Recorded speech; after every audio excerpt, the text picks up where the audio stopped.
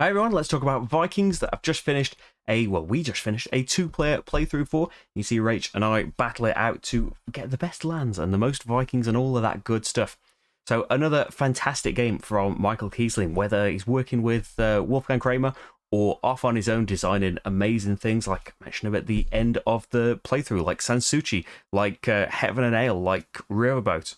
Just really, really clever designs. And yeah, it's been said a lot, but they are kind of the masters of really economy of design, of elegance of the game.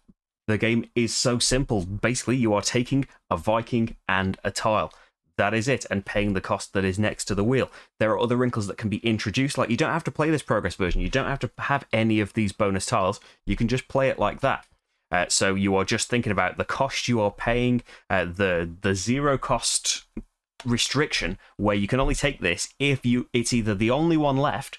So if you are the person buying a more expensive tile because it's much better for you, it works with your placement, it's somewhere that a Viking needs to be, then you are thinking about, well, that is going to be free for the next person, and it's going to be absolutely fantastic.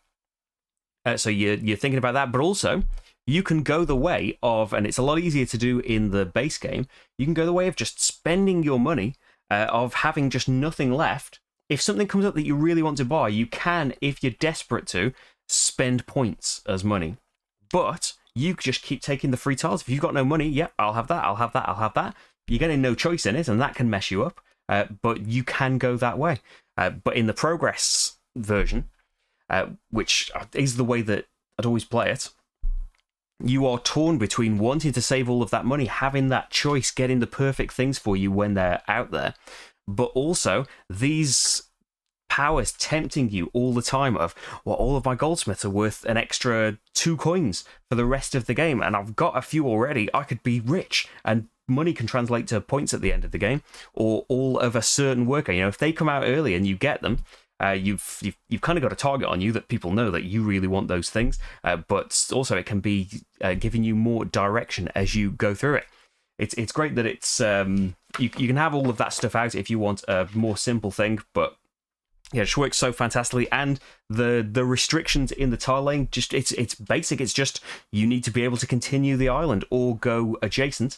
It's so easy to mess yourself up. It's so easy to, especially towards the end of the game, and that is a little maybe warning of it, that you can end up as the player in it happened in our 4-player game, that perhaps you have just ended up with all of your islands finished, and in the final round, all the start tiles are gone. So that's it. You can't place another tile. You've still got to keep taking Vikings.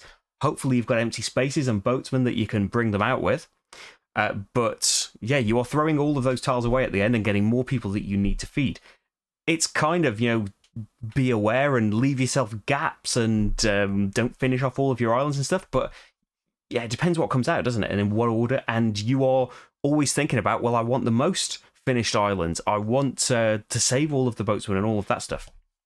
So yeah, that's a little thing, but it's kind of at the same time, you've got to be aware of that potentially happening, and the way that you can build adjacently up and down means that you can leave those gaps in there. And yeah, it looks like there's a lot of things out there. The same number of tiles are going to be bought no matter the player count. So in a 2-player game, your player boards are going to be twice as big. So yeah, it's a smaller engine that you are building in a 4-player game, but it still works very nicely. It's still very snappy.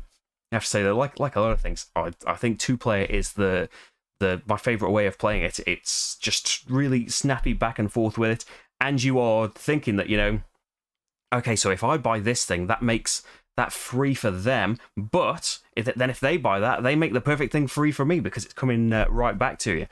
Whereas in a 4-player game, you can't really predict all of this stuff that everyone else is going to do. But hey, different strokes, right? I absolutely love Vikings. I think it's fantastic. It's a shame that it's been out of print for so long. It's been out of print since I was looking for it, and that was years ago now.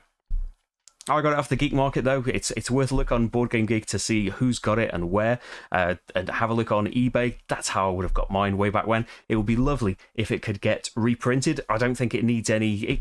It's always nice when things get fancied up, don't get me wrong.